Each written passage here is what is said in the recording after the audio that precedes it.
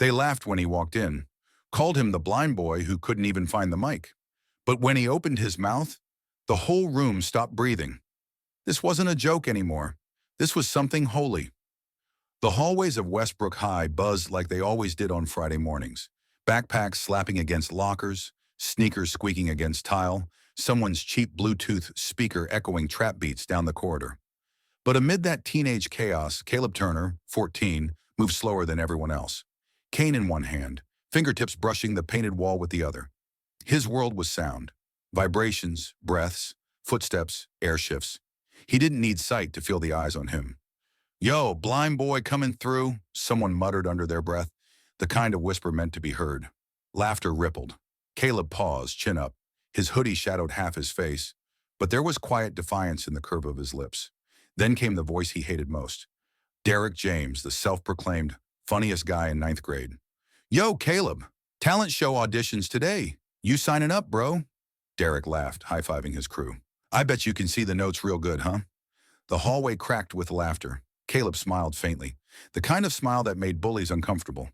"Maybe I'll show y'all," he said softly. "Maybe I'll make you listen." The cafeteria smelled like microwave pizza and spilled soda. Caleb sat alone at the far table, earbuds in, humming quietly. He didn't notice Derek and his friends approaching until one of them dropped a tray beside him, smearing ketchup near his cane. "Yo, big man," Derek said, grinning. "We signed you up. Talent show. You're gonna sing." Caleb froze. "You what?" "Yeah," Derek said, barely holding in laughter. "You got the best seat in the house, bro. You can't see the crowd." Everyone around chuckled. Someone even filmed it. Caleb clenched his fists under the table. The laughter felt like static in his ears, sharp and heavy. He wanted to scream, to run, but instead, he exhaled. "Okay," he said finally, voice steady. "I'll do it." The group blinked, caught off guard. "What?" Derek said. "I'll sing." Caleb stood, folding his cane. "And when I do, you better listen."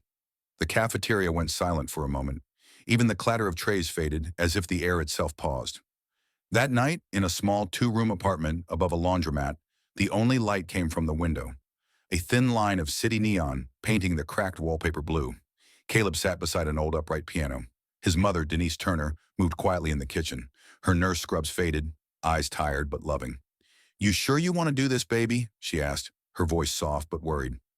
"I'm not doing it for them," Caleb said, fingers feeling the keys. "I'm doing it 'cause I can." He pressed a chord. Minor. Haunting. The sound filled the room like smoke. Denise leaned on the doorway, hand over her heart. She hadn't heard that tone in his voice since his father's funeral. That quiet determination born out of pain. Caleb began to hum, slow at first, then stronger. The melody climbing, trembling, becoming something powerful. His voice cracked with emotion, then steadied. By the time he finished, Denise was crying silently. "You gon' make them remember your name," she whispered. Caleb smiled faintly, eyes turned toward the sound of her breath. "Nah," he said. "I just want them to feel something real." The gymnasium transformed for talent show night. Colored spotlights, folding chairs, a banner that read, "Westbrook Talent Explosion 2025. The audience laughed, cheered, and filmed everything. Teachers smiled awkwardly from the side. Then Derek and his friends huddled near the back, whispering like snakes in the dark. "Yo, it's actually happening," one said. "He really gonna sing." On stage, Caleb stood at the mic, alone. The host whispered, "You ready, kid?" Caleb nodded. "Been ready my whole life." The room laughed, a nervous, expectant laugh. Someone whispered, "He ain't even looking at the crowd." Then, silence. The first note escaped his lips like prayer. Fragile but clear. His voice wasn't what anyone expected. It wasn't perfect, but it was real, raw, soulful, trembling with life. Then it grew. The gym, the whispers, the jokes, all melted under that sound. His tone carried weight, memory, heartbreak. It sounded like every unspoken pain the room ever felt. Teachers stopped whispering. Phones dropped. Derek's grin disappeared. By the chorus, half the audience had tears in their eyes. Caleb didn't move. He sang with his whole being, his blindness, his loneliness, his strength. When the final note broke into silence, no one clapped. They were too stunned to remember how. The silence stretched long. Then one sound. Denise from the back of the room stood and clapped once. Then another. Then another. And suddenly the whole gym rose to their feet. Caleb stood there, breathing hard, sweat on his forehead, tears in the corner of his eyes. He could feel the applause in the air, like wind against his skin. Derek sat in the back, frozen, his phone still recording. But for once, he didn't feel like laughing. The video went viral overnight. Not because of the singing, but because of the silence right after. That silence said everything. The world saw not a blind boy mocked into performing, but an artist who forced people to listen. Denise woke to her phone buzzing nonstop. "Ma'am, your son's video. It's everywhere." Caleb sat on the couch sipping orange juice, listening to the sound of hundreds of notifications pinging. He smiled quietly. "Guess they heard me." News outlets called. Talent scouts emailed. A gospel singer shared his video with the caption, "This boy's voice feels like heaven remembered how to cry." At school, the same kids who mocked him now wanted selfies, but Caleb stayed quiet. His cane tapped steady. He just wanted to sing again. One afternoon, Derek caught him by the lockers, alone. "Yo, Caleb," he said awkwardly, voice lower than usual. I, uh, I ain't mean all that stuff. It was just jokes, man." Caleb tilted his head slightly. "You ever think jokes can blind people too?" Derek swallowed. "I do now." Caleb nodded slowly, forgiving but not forgetful. "Good. Then see better next time." He walked away, cane tapping rhythmically, echoing like a heartbeat down the hall.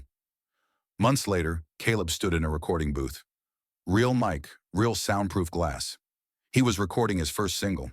Denise stood outside, headphones on, crying again, but this time with pride. The producer whispered, "Kid's got soul."